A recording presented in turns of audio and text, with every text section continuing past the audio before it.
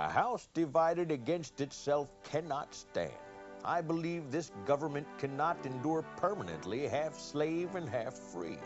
I do not expect the Union to be dissolved. I do not expect the house to fall. But I do expect it will cease to be divided. Abraham Lincoln, 1858. 2 years before Abraham Lincoln became president, he could see great trouble brewing between the northern and southern states. They had been arguing for a whole generation, in Congress, in newspapers, in books, and face to face. By the time Lincoln became president in 1861, the House was falling, the Union was crumbling. Slavery, illegal in the North and depended upon in the South, was a major factor in their arguments. But there was more. The two regions were very different. They had different cultures and economies, different ideas of how a society should be run and what the Constitution meant, different goals for the country. Both feared the other was getting more than their fair share from the federal government. They were losing their ability to compromise. March 1861, South Carolina secedes from the Union. Soon after, 10 other states in the Deep South joined South Carolina to form the Confederate States of America. Within the year, the North and South were at war. The Civil War would split the nation in two. It would rage on for 4 years, 600,000 lives, and wound many more in body and spirit. It was a bloody war that at times pitted brother against brother. American men, some as young as 15 and 16 years old, slaughtered each other in small-town streets, wheat fields, and apple orchards. Whole cities were destroyed.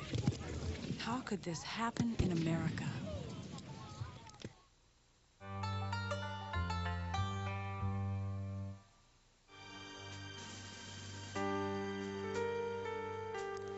The North and South had always had their disagreements, but they had been able to put them aside to form a union, the United States of America. So what changed? Why did Southern states decide to split from the North?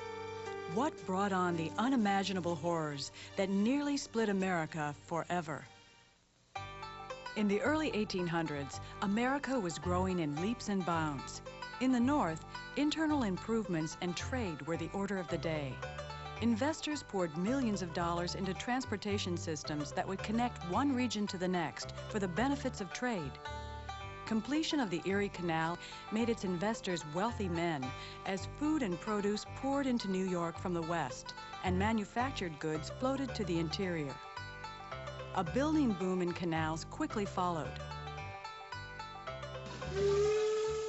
When Peter Cooper's Tom Thumb puffed out of Baltimore in 1830, few thought much of it. But by 1860, 9,000 miles of railroads linked the nation together. Europe, too, grew closer as the shift from sail to steam engine cut the travel time to Liverpool from New York from 49 to only 14 days. Most people still worked on farms, but the North was rapidly industrializing. Using new machines and interchangeable parts, northern factories poured out sewing machines, farm machinery, clothing, and other goods. Americans were so good at it that the British called the making of things by machine rather than hand the American system of manufacturing. Industry created jobs. Immigrants from Ireland and Germany and teenagers from American farms poured into northern cities like Lowell, Massachusetts and Philadelphia, Pennsylvania to work as wage earners in factories. Stores sprung up, shelves brimming with goods to sell to workers. Banks sprung up to finance business and trade. A booming market economy was transforming the North.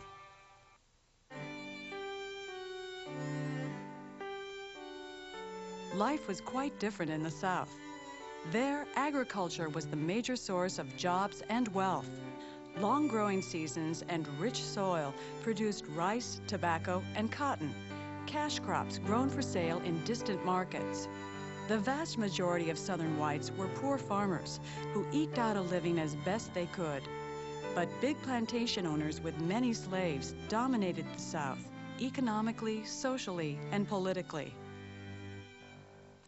The North had outlawed slavery in the decades following the American Revolution. Back then, many Americans believed that slavery would die out on its own because it was no longer profitable. But then something happened. Raw cotton had always been very expensive because it took too long to separate the sticky seeds from the fiber. Then, in 1793, Eli Whitney, a young teacher from New England, invented the cotton gin. With this simple machine, a slave could clean more than 50 pounds of cotton a day. The cotton gin transformed cotton from a luxury item into the world's cheapest fabric. Booming textile factories in the northern states and England paid good money for all they could get, and the South was the world's major supplier. There was a bigger demand for cotton, and in order to get that cotton, the South needed a lot of land. To work the land, they needed a large labor force, and the largest, cheapest labor force available was the enslaved African. Doubling in value every 10 years, cotton production soon dominated the Southern economy. The Cotton Belt spread west across the South. Close to 1 million slaves were marched in chains to the southern frontier, where they cleared land and grew cotton to make their masters rich. So by the end of the second decade of the 19th century, the states in the South, the Deep South, were really committed to slavery because it gave them an economic advantage.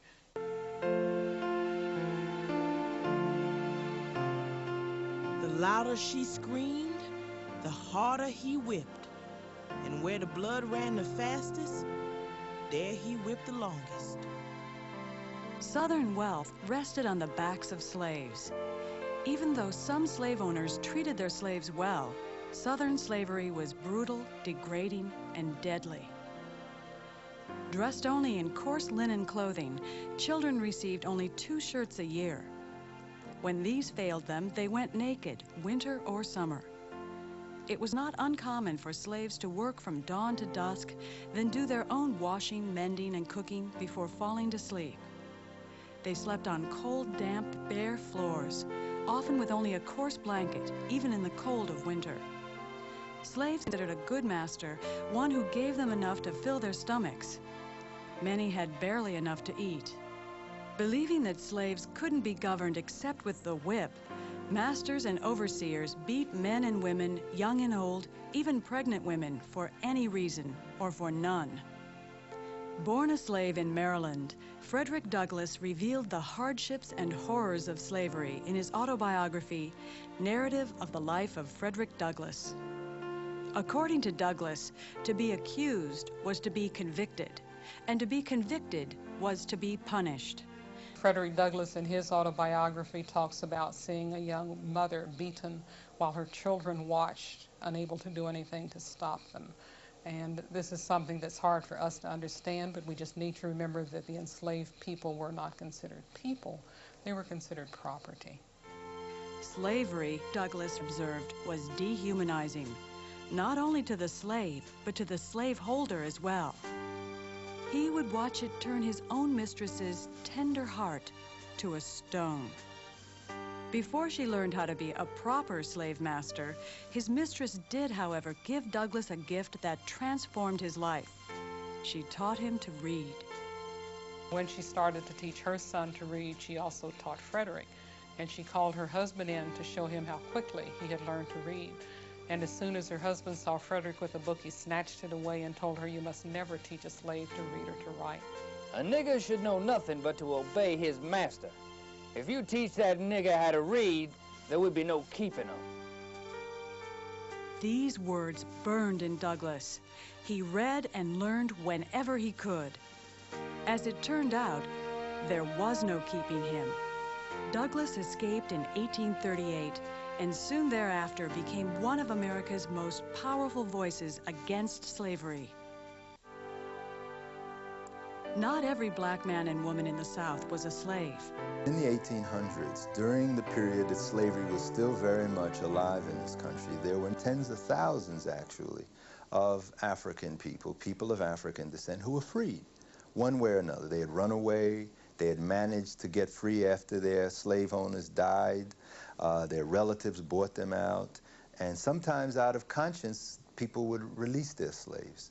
Some of them traveled north, particularly places like Philadelphia, and increased the black population. And it was through free black community building that the modern black community emerged, so with churches, with organizations, with a sense of self. And even as they tried to become Americans, they also wanted to hold on to this separate identity. So it was a free black population that was increasingly conscious of its place in America and its need to define its place in America. They held a variety of occupations. They were draymen, they were bricklayers, they were carpenters, and in fact, in Charleston, most of the building trades were dominated by free blacks. But such cases were rare indeed. The vast majority of African Americans lived and died as slaves.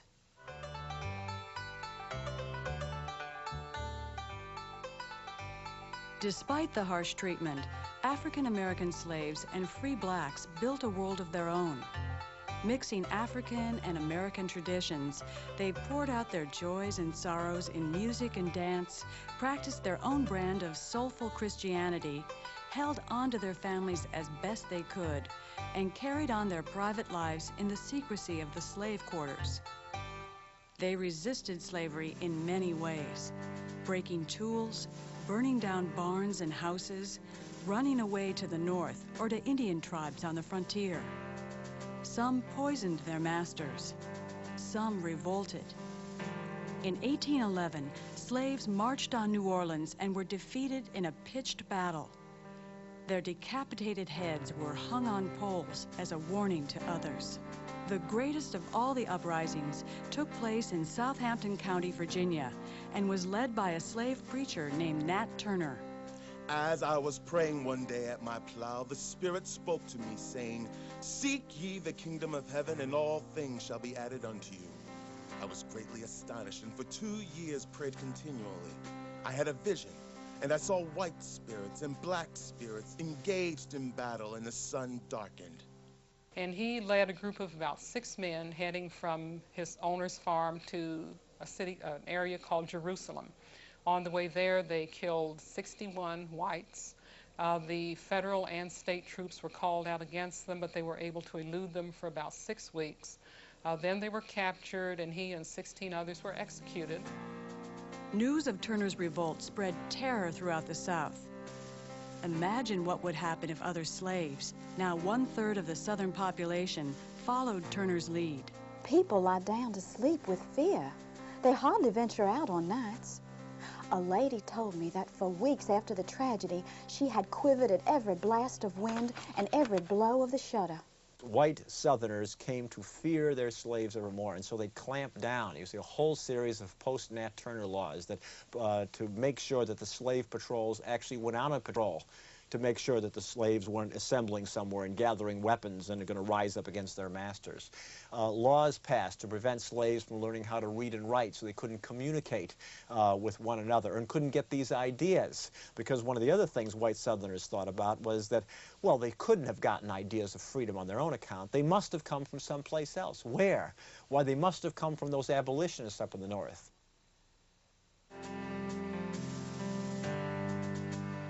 The Americans say that we are ungrateful, but I ask them, for heaven's sake, what should we be grateful to them for? For murdering our fathers and mothers? Or do they wish us to return thanks to them for chaining and handcuffing us, branding us, cramming fire down our throats, or for keeping us in slavery and beating us nearly or quite to death to make us work in ignorance and miseries, to support them and their families? The publication of former slave David Walker's Appeal in 1829 hit the South like a thunderbolt. Calling for violent rebellion by slaves, it was the most vigorous denunciation of slavery ever published in the U.S. In fact, the slaveholders in the South called upon the governor of Massachusetts to arrest David Walker, and they issued a $10,000 reward ransom for his head. No compromise with slavery.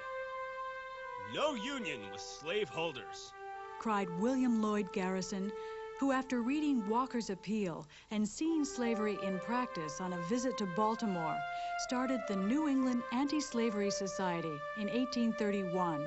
Calling for an immediate end to the institution of slavery, his weekly newspaper, The Liberator, quickly became the most important abolitionist publication in the country. Garrison pulled no punches in his denunciation of slaveholders. We would sooner trust the honor of the country in the hands of the inmates of our penitentiaries and prisons than in their hands.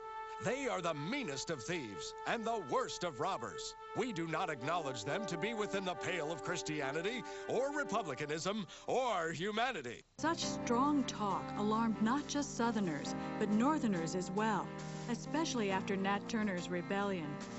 Most Americans thought of abolitionists as dangerous troublemakers.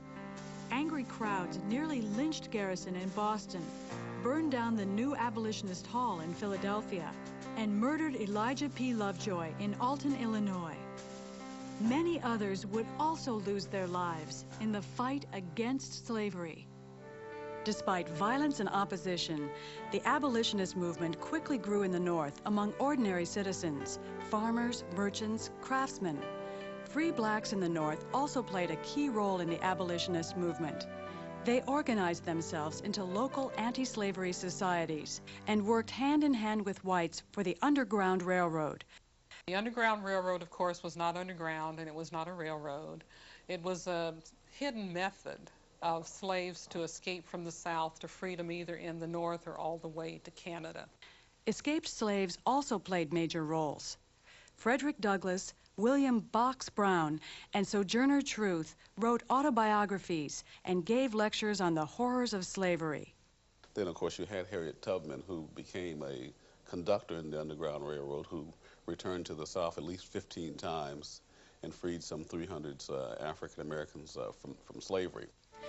American women also gave strength to the movement, organizing meetings, circulating petitions, hiding runaway slaves, and lecturing. Angelina and Sarah Grimke, daughters of a prominent South Carolina slaveholder, were pioneers in the anti-slavery and women's movement. Collectively, the abolitionists painted a hideous picture of slaveholders as corrupt aristocrats and flagrant sinners, beating old men, misusing slave women, drinking, and dueling. The South banned the anti-slavery pamphlets and books, claiming they would induce slaves to slit their masters' throats.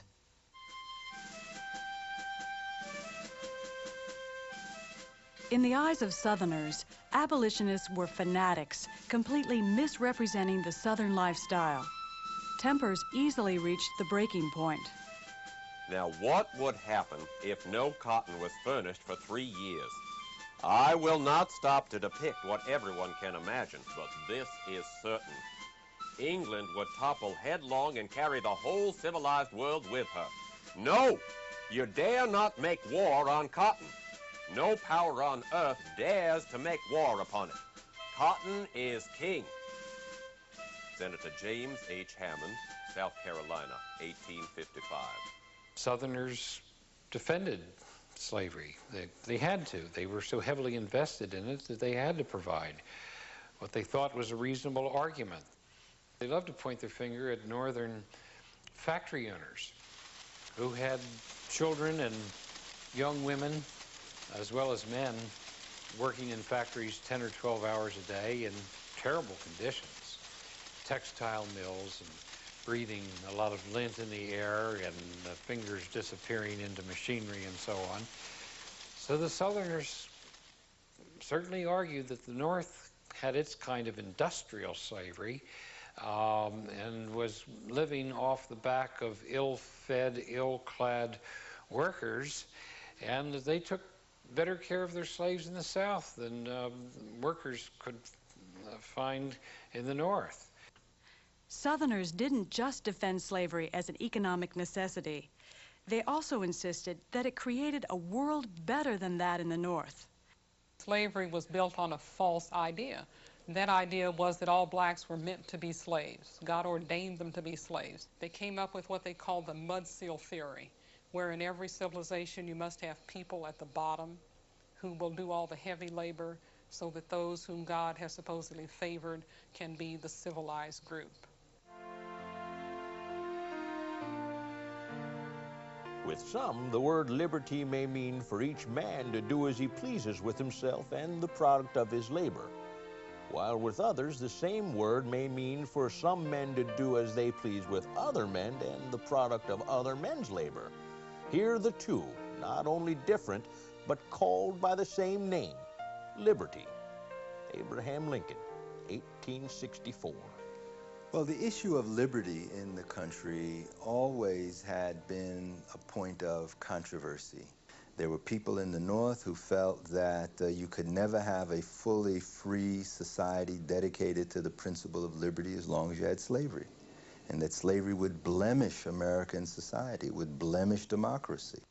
In the South, there were those who felt there was really no contradiction, that they, in fact, were doing a good thing by building up the country and also by bringing benefit, they thought, to black people, and that it was their liberty to do as they pleased. To be interfered with would be against their liberty.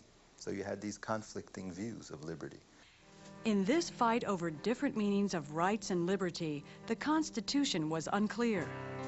Southerners pointed out that the Constitution left the issue of slavery under the control of individual states, and that it protected the rights of private property, including human property.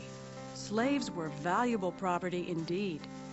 In the 1850s, a prime field hand cost as much as $2,000. The South, by this point, believed really that they could not exist without slavery, and they were willing to go to war in order to preserve their right to own slaves. With tensions so high over the issue of slavery, the nation's survival depended upon abolishing it.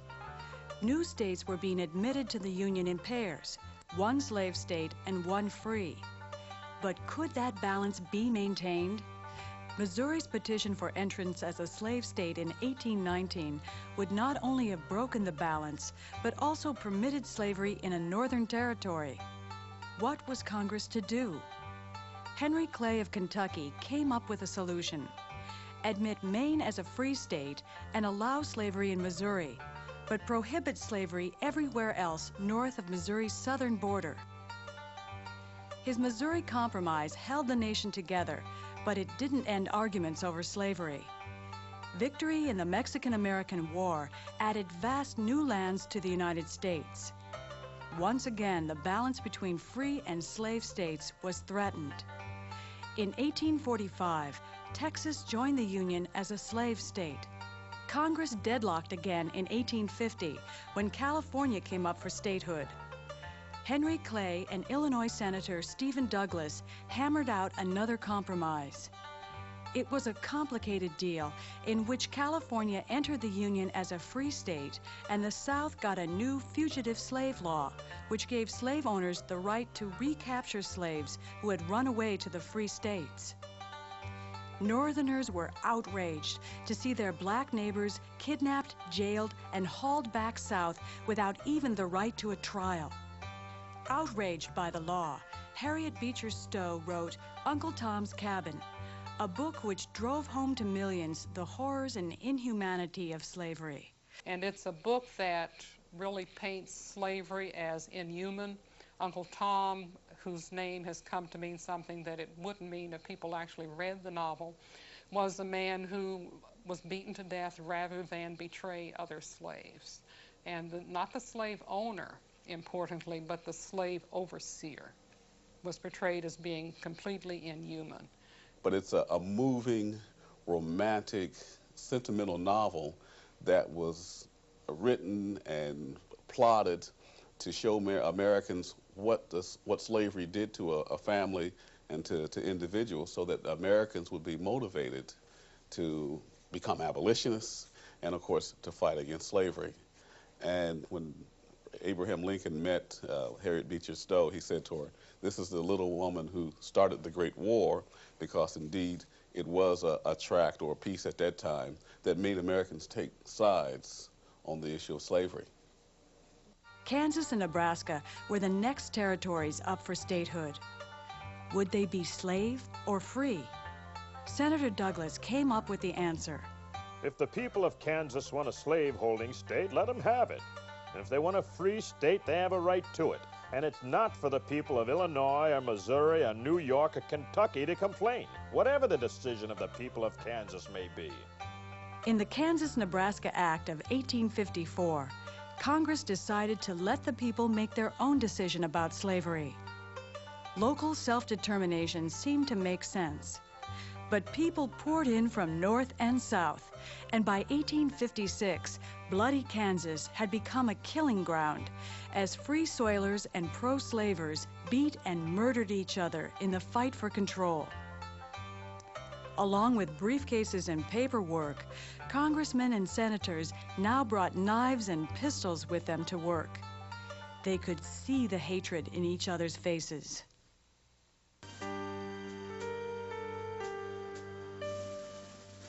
While politicians passed complicated laws to keep the Union together, real people were being hurt by them.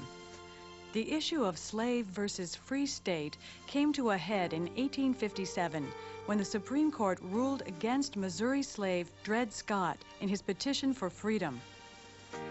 Back in the 1830s, Scott's master had taken him to live in Illinois and the Wisconsin Territory.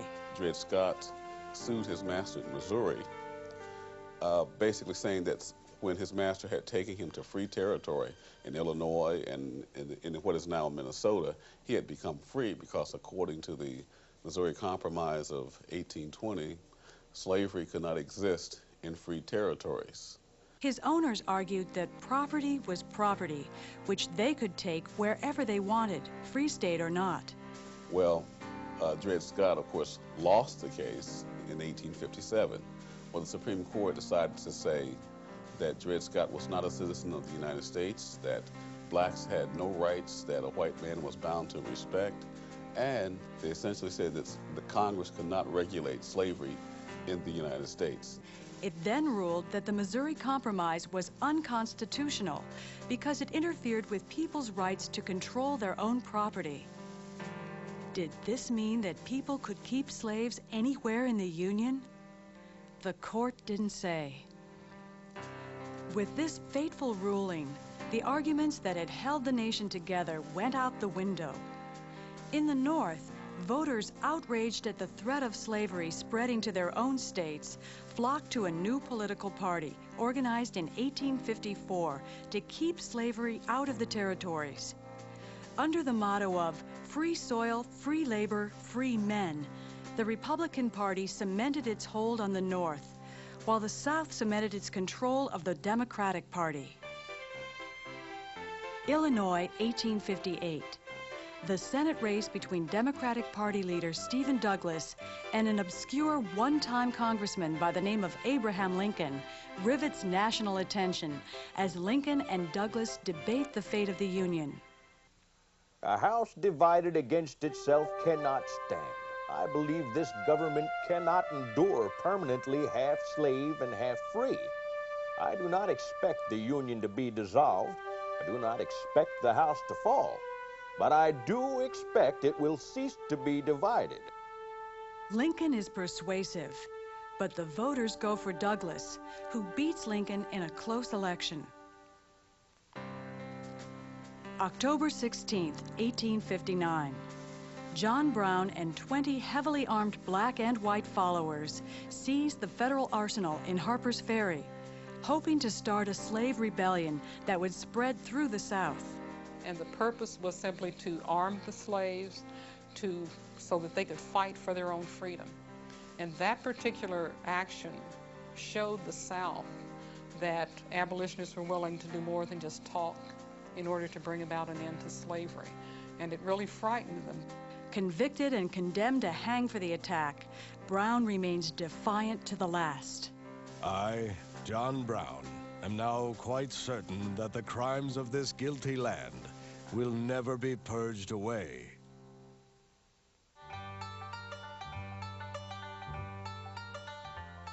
November 1860. Republican candidate Abraham Lincoln wins a four-way race for President of the United States, though he isn't even on the ballot in 10 southern states. Although Lincoln is personally against slavery, his main goal is to preserve the Union. In his first inaugural address, Lincoln assures the South he will protect their rights. I have no purpose, directly or indirectly, to interfere with the institution of slavery in the states where it exists. Fearing that the Republican victory will leave them outnumbered in Congress, the southern states decide to leave the Union. As each new state secedes, a bell tolls in Montgomery, Alabama, the Confederates' temporary capital city. By spring 1861, 11 states have joined the new Confederate States of America. In Charleston, South Carolina, Major Robert Anderson of the United States Army and his 78 men have been holed up in Fort Sumter for more than 4 months. Their presence in the very center of the secession is an intolerable insult to Southern pride. At 4:30 a.m., April 12, 1861, Confederate artillerymen opened fire on Fort Sumter.